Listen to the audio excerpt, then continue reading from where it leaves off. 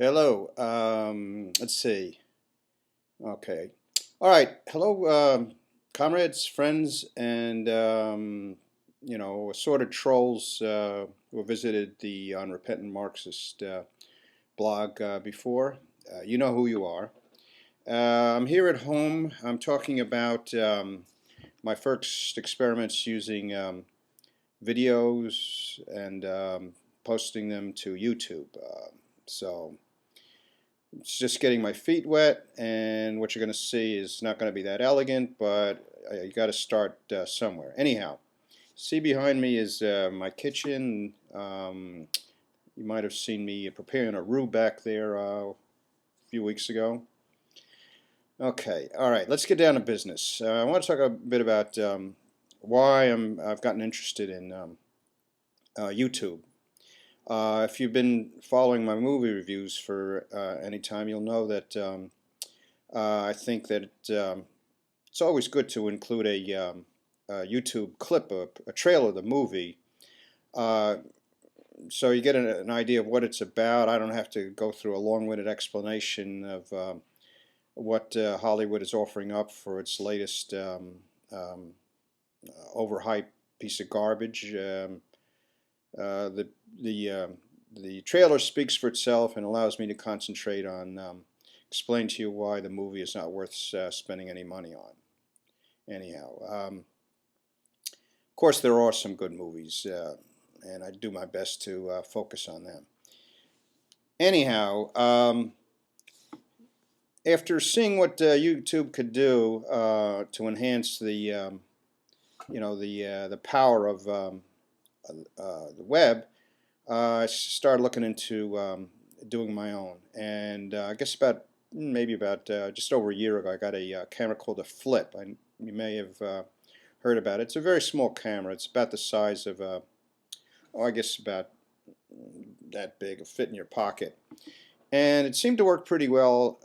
But my problem was that I couldn't get the any videos I took on the camera uploaded to the Dell computer I was using at the time.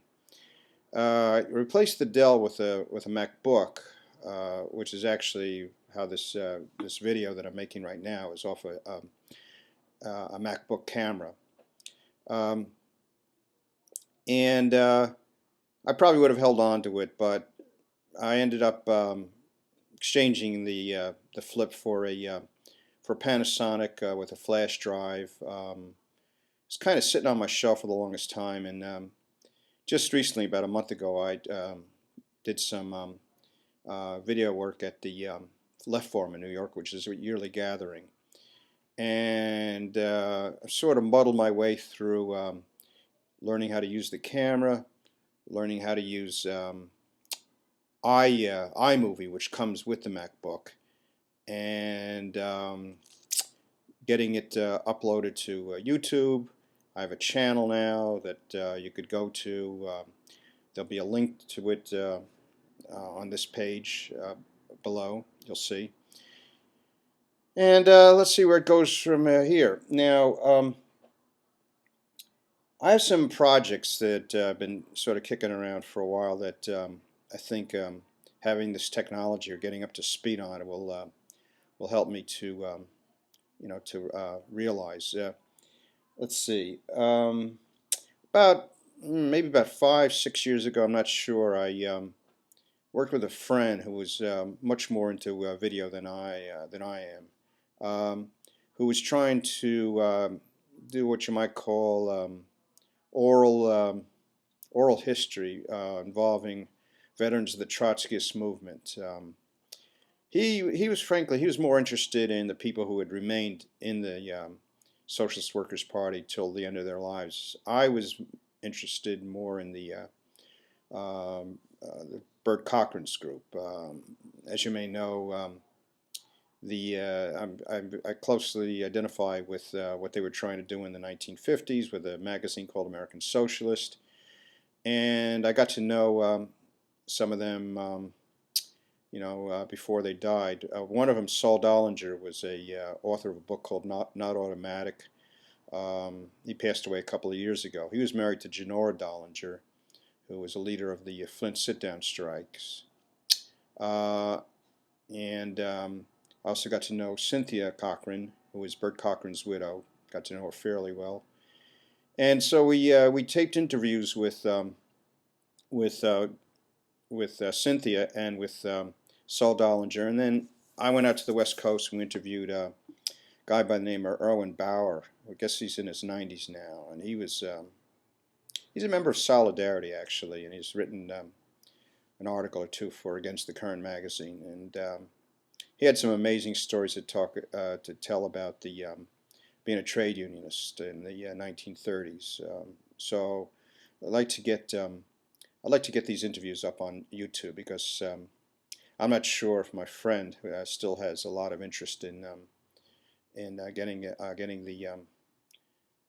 making a movie. That was his intention, making a documentary about Trotskyists. Another project I want to work on is doing a video class on introduction to socialism. I tried to do something with a mailing list on Yahoo maybe 2 years ago, year and a half ago, I'm not sure. And it had I'd say it was mixed results.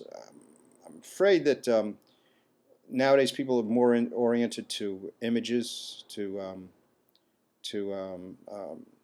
videos and imagery, comic books, and so on.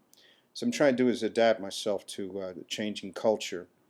So I'd like to work on that. And then the other thing is I've had an idea about interviewing some either major Marxist thinkers or historians of the left who are in the greater New York area. I'd like to do kind of a YouTube version of a movie I don't know if you're familiar with called Examine Life. It was directed by Astra Taylor, I believe her name is, who did her first movie was about Zizek. And then she did another one where she interviewed Zizek again and I guess 5 or 6 other big name intelligentsia, not all of on the left, maybe like half are on the left, postmodernist figures and so on. Anyhow, I'd like to sit down at some point with someone like David Harvey or perhaps Arno Meyer, who's a professor emeritus from Princeton University, writes for Counterpunch occasionally. Very interesting guy. Has a new book out on Israel. Critical, needless to say. So finally, I just want to say that the videos that I uploaded today were part one and part 2 of talk that Jeff Summers gave at the Left Forum on Latvia. Jeff teaches in Latvia, and obviously is very well versed on the topic. He's talking about the financial crisis. Jeff, I'm not sure how many people know who he is, but he was sort of I guess a denizen of some left-oriented mailing lists like PennL and the World Systems Network, which is now defunct. That used to have people like Andre Gunder Frank and Wallerstein as subscribers.